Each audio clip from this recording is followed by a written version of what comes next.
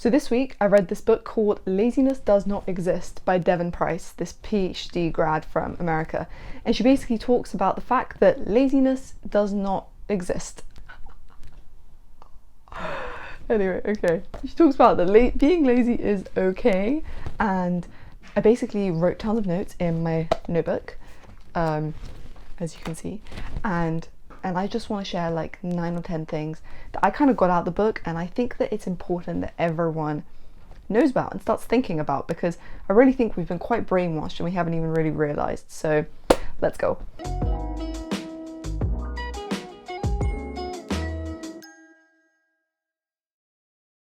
Number 1, the laziness lie is this principle that she's come up with that basically states 3 key things. The number 1, our worth comes from our productivity. Number 2, we can always be doing more with our time and we're never doing enough. And 3, as humans, we can't trust our feelings and our limits. So when we say, oh, this is too much, we can't trust that. I've definitely thought all 3 of these things throughout probably my whole entire life, thinking that whenever I was watching TV, it was a complete waste of time. If I wasn't reading a book, if I wasn't educating myself in every single minute of the day, I wasn't taking advantage of the internet and all the free resources in front of me. I've definitely thought like that all the time. I'm sure some people aren't as extreme as me, but this was like kind of a bit shocking for me to read, because I was like, oh shit, yeah, that's me. And I always thought that if you go to a better university and if you accomplish more and if you're the best at this and the best at this and so good at everything, then you just look like a better person. I know like your character matters, but I thought that you looked like a good person and that was important, which after reading this book I don't really think that anymore. So number 2, we need to become way less competitive. If we are constant productivity robots and trying to think about the next thing that we can do and the next achievement that we can make, it unconsciously makes us very competitive. Sometimes this isn't apparent and we might not think that we're competitive by nature, but due to this new era where everything is documented, it's very easy to compare yourself unconsciously to other people. For example, if you go on a run and you have the Nike app, you're going to put your run in and it's going to tell you how much more other people have done. It's going to put you on a leaderboard with the whole world, the whole country, your friends, and automatically you feel like you need to be going again, going for another run, and that run wasn't enough. If you do a language app, Duolingo, it's going to keep reminding you that you're not on the app, you're not doing enough, putting you on a leaderboard again. Instagram, how many likes you get compared to how many your friend got or how many that celebrity got.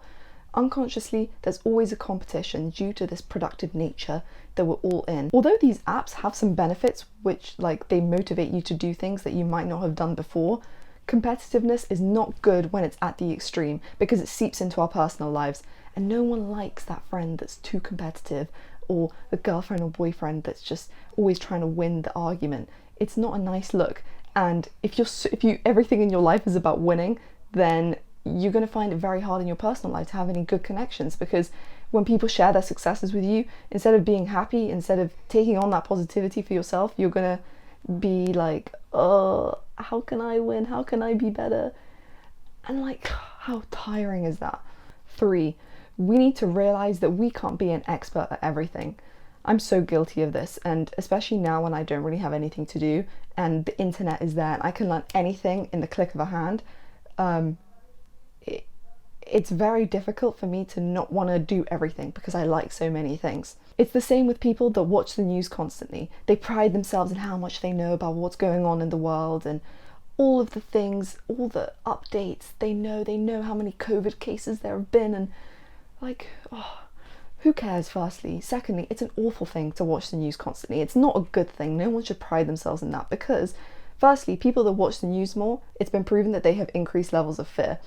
Secondly, humans are not meant to be exposed to that much depressing stuff. You're not supposed to know every single day how many people are dying for a year now. COVID cases every single day, they're showing the number. We're not supposed to know that. There is absolutely no point exposing you to that.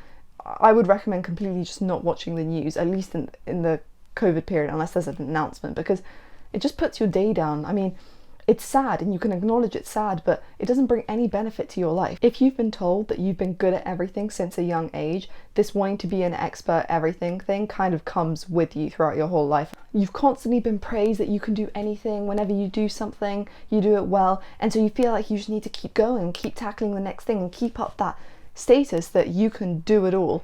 But the best remedy to this is to do something you're shit at.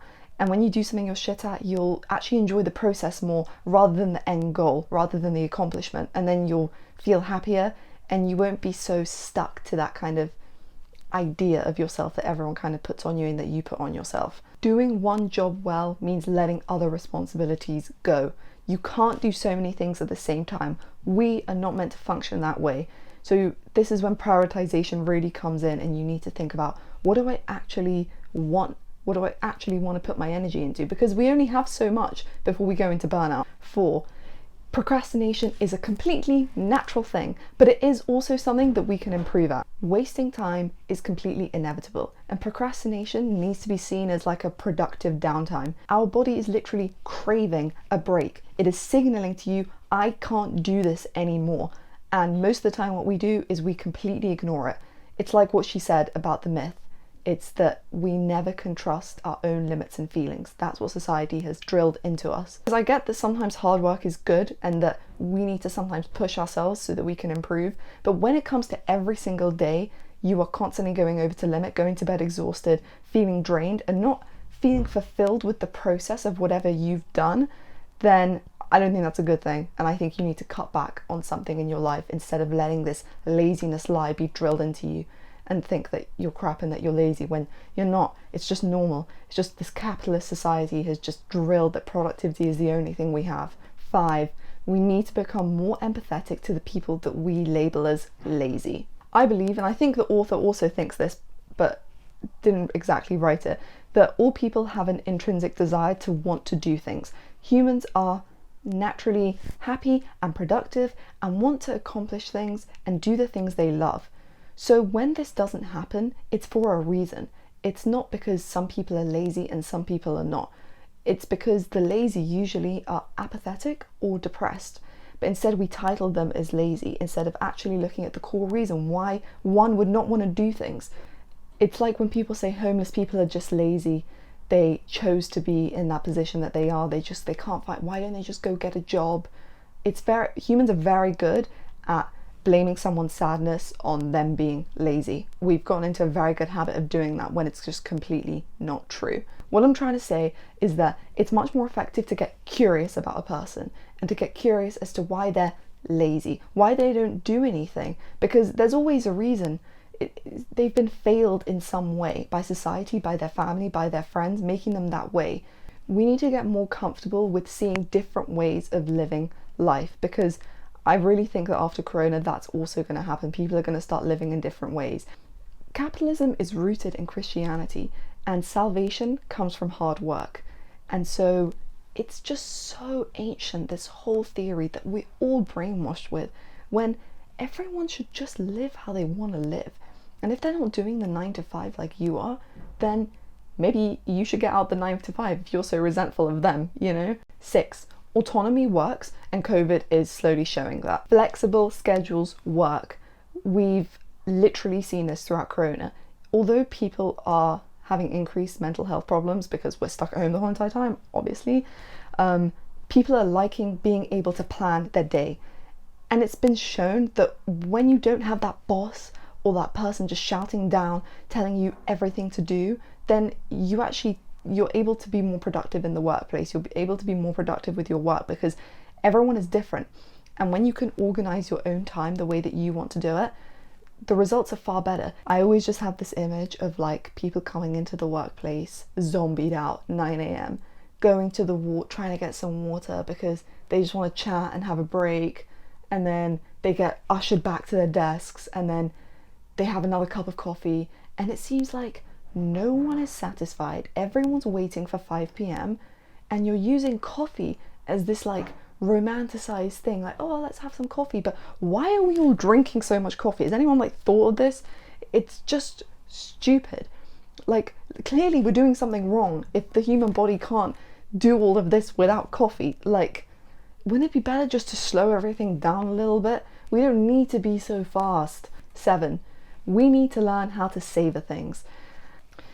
This is the classic. It's about the journey, not the end goal. But the meaning of this only really hit me when I actually thought about like big things that I'd achieved myself. And I realized that once the moment was over, that achievement just kind of went into this bag of success that I just kind of kept on the side and didn't really touch anymore. End points never give a forever lasting happiness or sense of fulfillment. It's always the things that you do every day that you enjoy that give that kind of, they accumulate and give you the sort of happiness that you want.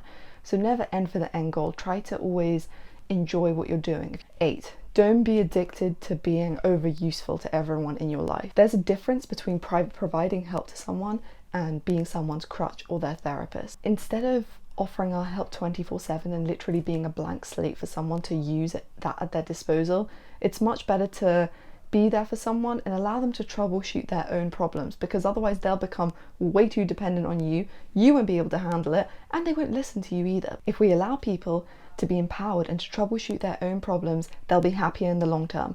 They'll be annoyed that you're not giving them the quick fix, 24/7 comfort that they want, but because they can rely on themselves to figure it out, they'll be happier. Anyway, so that's it, and I don't know, I think it's really interesting, and if you have any counter arguments to this, I'd be interested to know them.